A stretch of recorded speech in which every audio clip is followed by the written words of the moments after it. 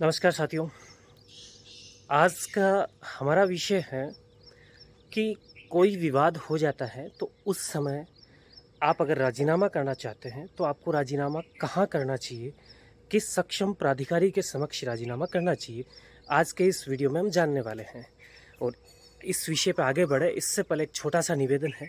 Channel पर पहली बार आए हो तो चैनल को सब्सक्राइब कर लो, साथ ही बेल आइकन भी अवश्य दबा लो ताकि आपको मिलती रहे मेरे प्रत्येक वीडियो की जानकारी। तो आज हम चर्चा करते हैं, जैसे कोई विवाद हो गया। अब विवाद दो तरह के हो सकते हैं। पहला सिविल नेचर का, कोई ज़मीनी डिस्प्यूट हो सकता है, मकान का डिस्प्यूट हो सकता है, भूखंड वगैरह इनका डिस्प्यूट हो सकता है। दूसरा कोई लड़ाई झगड़ा हो गया। तो दो तरीके के हो गए, सिविल और फौजदारी। पहला सिविल नेचर का आपने समझ ही लिया, और फौजदारी में कोई लड़ाई झगड़ा वगैरह का होता है, वो होता है जैसे किसी के साथ 420 हो गई या कोई मारपीट हो गई, अपहरण हो गया किसी का, ये मुकदमे होते हैं फौजदारी के। तो अब इन मामलों में अगर कोई व्यक्ति राजीनामा करना चाहता है, दोनों पक्षकारों के बीच में सहमति हो गई है राजीनामे की, तो उसे कहाँ करना चाहिए। तो सबसे पहले हम जान लेते हैं सिविल नेचर में।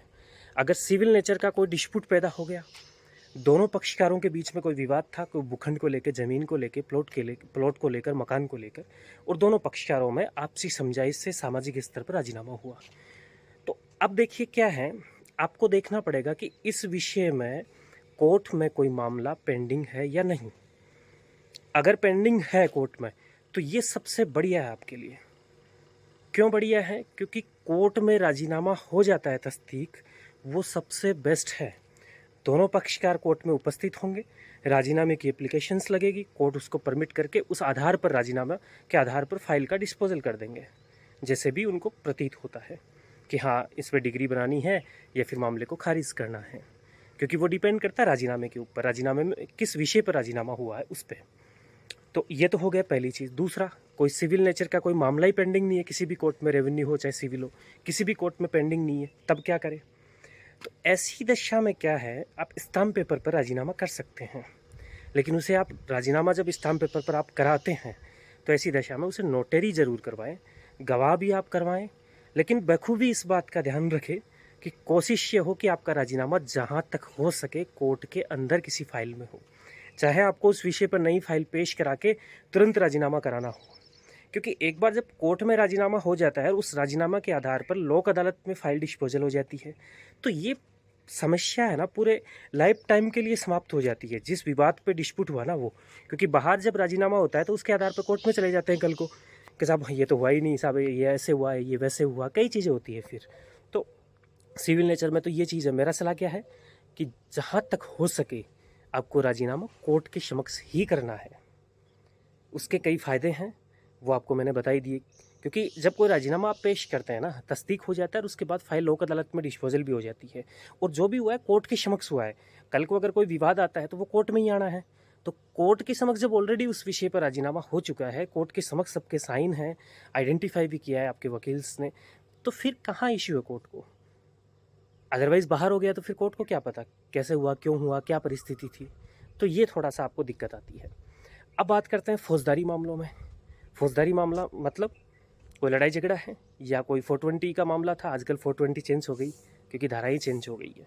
तो लेकिन जनरली अभी भी लोगों के मन में तो यही प्रचलित है। तो इसे आप ऐसे मान लें धोखाधड़ी के कोई मामले हैं, या फिर किसी प्रकार का कोई एक्ट ऐसा है जो किसी व्यक्ति के शरीर के प्रति हो, संपत्ति के प्रति हो, जो आपराधिक कैटेगरी का है, तो ये फौजदारी मामले आते हैं।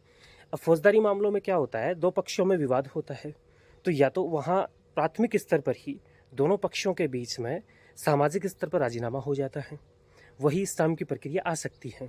लेकिन इसमें आपको एक चीज़ का ध्यान रखना, कभी भी ये चीज़ मत लिखवा लेना कि ये अपराध हुआ है, क्योंकि फिर कल को कोर्ट में चले जाएंगे तो यहाँ तो प्रमाणित हो गया कि अपराध किया है आपने।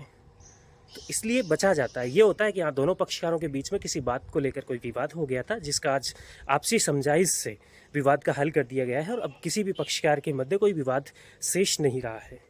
ये चीज़ हो सकता है। और जो प्रकरण हमने, जो हमारे बीच में विवाद हुआ, अब शेष नहीं है, इसलिए हम किसी भी पक्षकार के खिलाफ एक दूसरे कोई कार्रवाई नहीं करेंगे। ये तो है सेफेस्ट जोन। अदरवाइज़ किसी पक्षकार पे ऊपर डाल दी कोई बात तो कल को फिर एक पक्षकार भी चला गया कोर्ट में तो दिक्कत आती है। तो इस चीज़ का ध्यान रखना है। अब इसमें भी अगर मान लो एसएचओ जो थाना है, थाने में एफआईआर दर्ज हो गई, अब एसएचओ के हाथ में आपकी डोर आ गई। अब क्या करें? अब यहाँ आपको देखना होगा कि किस कैटेगरी का मामला है, आपका ऑफेंस क्या है। जनरली साधारण प्रकृति का है तो मान लो बाहर तो आपका राजीनामा हो जाता है, एसएचओ के समक्ष आप दे देते हैं एप्लीकेशंस कि हमारा राजीनामा हो चुका है, उसमें भी यही चीज़ आनी चाहिए। पर कोर्ट में जब मामला जाता है तो मान लो जैसे एफआईआर पेश कर दी एसएचओ ने राजीनामा के आधार पर, अब कोर्ट में वो लोग प्रोटेस्ट करने लगे उसको और उस पर बयान वगैरह करा के उसको चला लिया, तो मेरी कोशिश आपको यही है बताने की कि जब आपने बाहर राजीनामा कर लिया आउट ऑफ कोर्ट, तो फिर कोशिश करें कि उस ही राजीनामे को आप कोर्ट में भी करें। अब यहाँ आपने आउट ऑफ कोर्ट राजीनामा कर लिया, एसएचओ ने इस पर एफआईआर भेज दी, अब ऐसी दशा में आप कोर्ट के समक्ष दोनों पार्टी जाएं और राजीनामा पेश करें, एफआईआर होने के बाद भी कर दें। या तो ये ध्यान रखें आप कि उस एफआईआर को स्वीकार कर लिया पार्टी ने, स्वीकार नहीं किया और प्रसंज्ञान हो गया तो समस्या हो जाएगी। तो अगर कोर्ट के बाहर आपने राजीनामा किया तो उसको स्वीकार करवाइए, एफआईआर को उपस्थित होए, ध्यान रखें आप भी अगर आप मुलजिम है तो। अन्यथा फिर अगर मान लो 420 का कोई मुकदमा धोखाधड़ी का या मारपीट का कैसा भी हो और कोर्ट में चल रहा है तो कोर्ट के समक्ष तो राजीनामा होना ही है। हो गया राजीनामा, कुछ सेक्शंस ऐसे हैं जो कोर्ट परमिट कर देगा, कुछ सेक्शन ऐसे हैं जो कोर्ट परमिट नहीं करेगा, लोअर कोर्ट, तो फिर हायर कोर्ट में आप चले जाओगे कल को, तो वहाँ परमिट हो जाता है आपका राजीनामा, एडमिट हो जाता है, कोई इश्यू वाली बात है नहीं।